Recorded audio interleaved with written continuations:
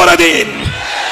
যারা আমার মায়ের বুক খালি করবে তারা এদেশের শিক্ষাঙ্গনগুলোকে কসাইখানায় পরিণত করবে। আমার মায়ের সন্তানেরা পড়তে গিয়ে লাশ হয়ে মায়ের করে ফিরে আসবে।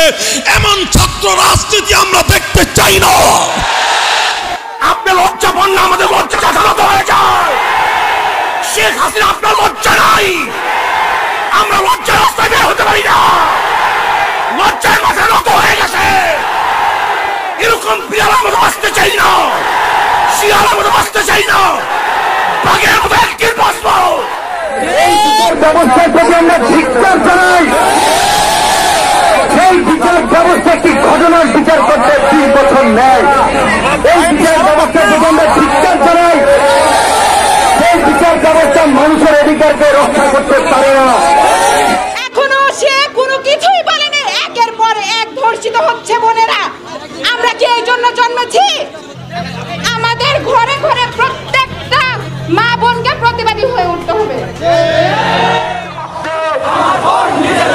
শেখ হাসিনা জবাব দে।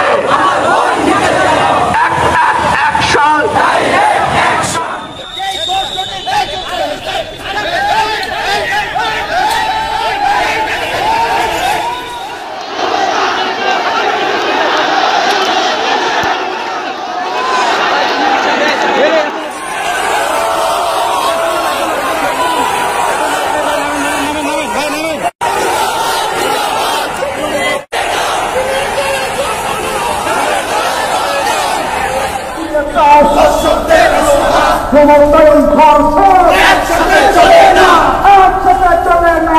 ক্ষমতায়ন ধর্ষণ, ক্ষমতায়ন ধর্ষণ একসাথে চলে না, একসাথে চলে না। ক্ষমতায়ন ধর্ষণ। ছাত্রলীগ যুবলীগ ঘর থেকে টেনে টেনে বের করে যখন গণধোলার গণপিটুনি দেওয়া হবে তখন বুঝতে পারবা বাংলাদেশে সচেতন দেশপ্রেমিক নাগরিকরা এখন জীবিত আছে। সময় এসেছে এই সরকারকে টেনে হিস্টে ক্ষমতার থেকে নামানোর।